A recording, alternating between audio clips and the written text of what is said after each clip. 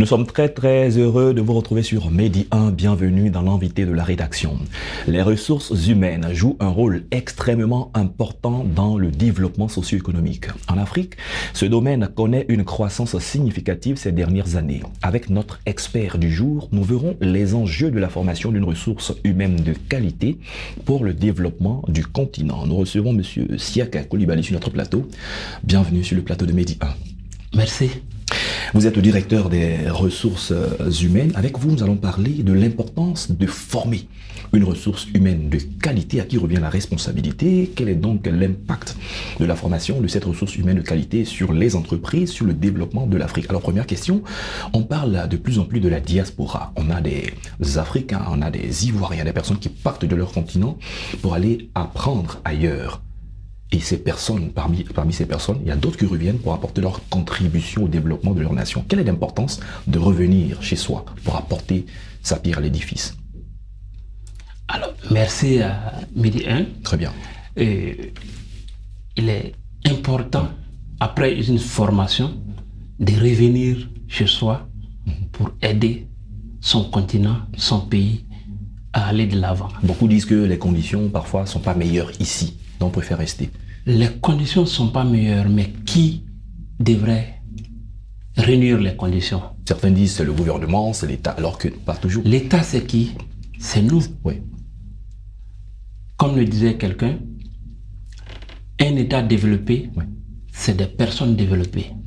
Alors, si nous avons appris des choses à l'extérieur, il est important que nous revenions dans nos différents pays, dans notre continent, pour développer notre continent. Est-ce que vous êtes en train de dire que ceux qui préfèrent rester et qui n'ont même pas pour ambition de revenir parce qu'ils préfèrent les conditions de l'autre côté sont égoïstes?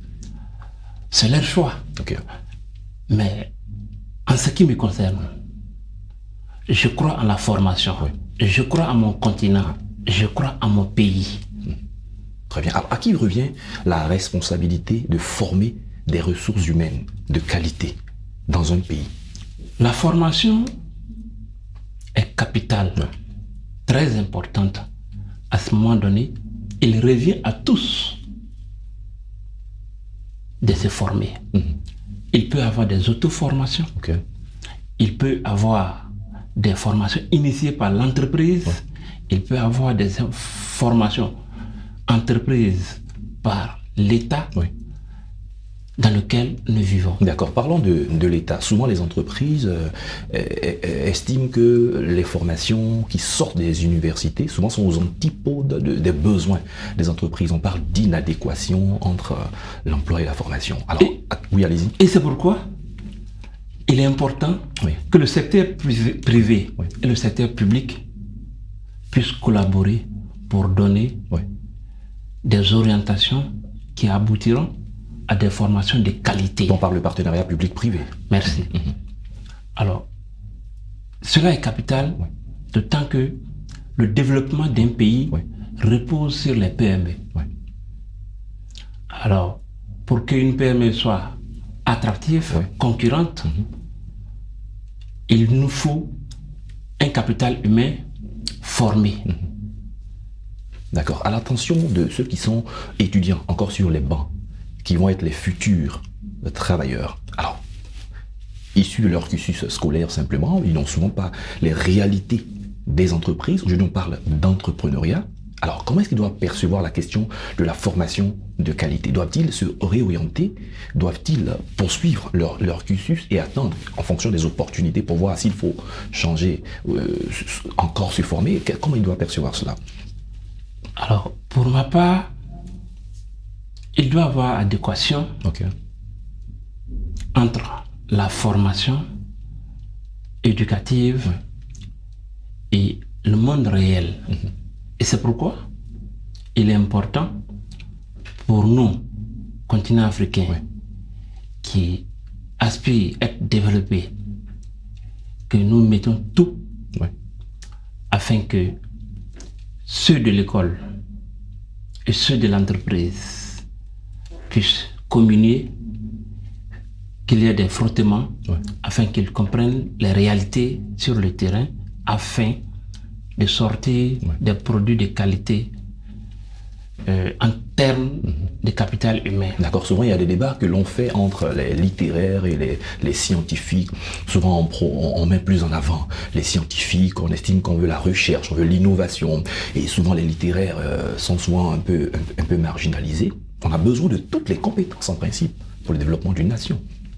L'un est au-dessus de l'autre. Nul n'est au-dessus de l'autre. Parce que pour comprendre une innovation,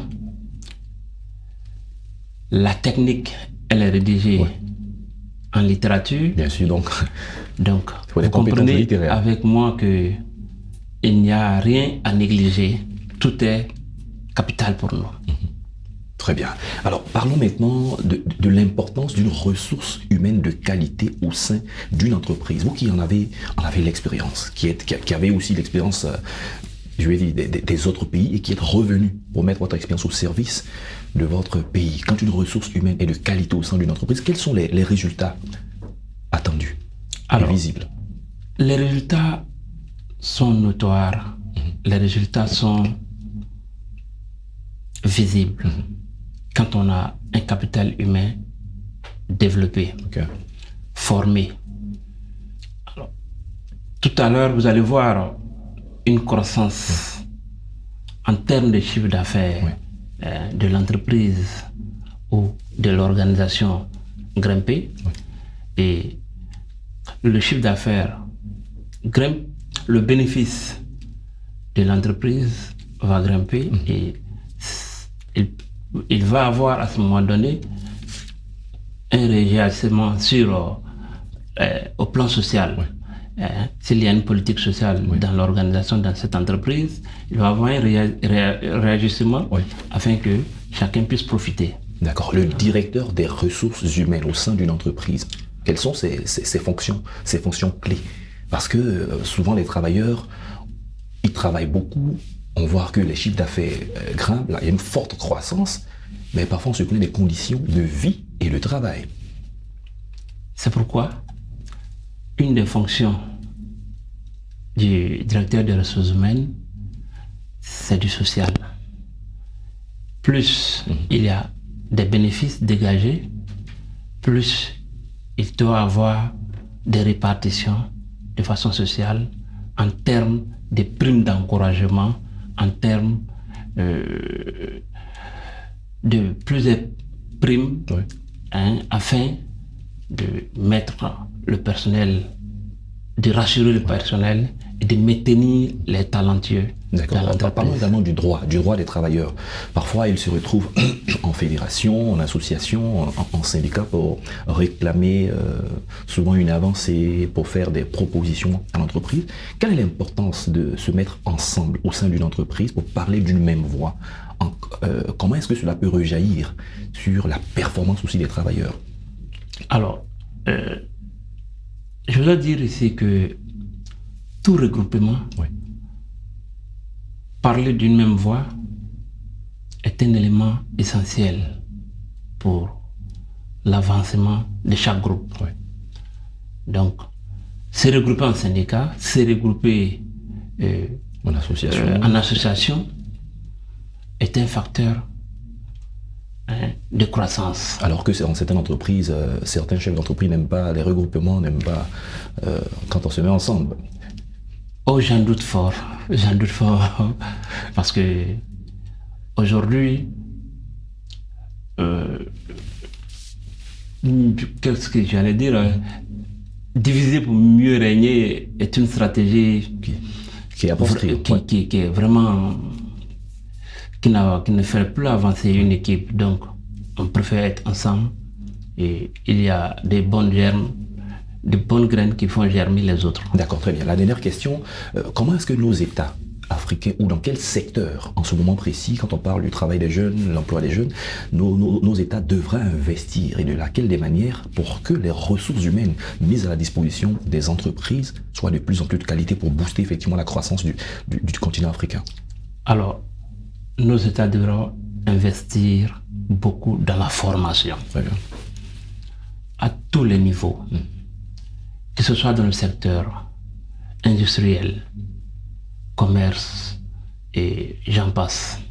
Très bien. Alors, nous sommes déjà à la fin de l'émission, M. Siaka Coulibaly. On a eu du plaisir à échanger avec vous sur les questions de ressources humaines et surtout avec un accent particulier sur la qualité des ressources humaines au service des entreprises de nos pays et du continent africain. Merci d'être passé sur notre plateau. C'est moi qui vous remercie. C'est la fin de cette émission. Merci à tous de l'avoir suivi. Bonne suite de nos programmes sur Medi 1.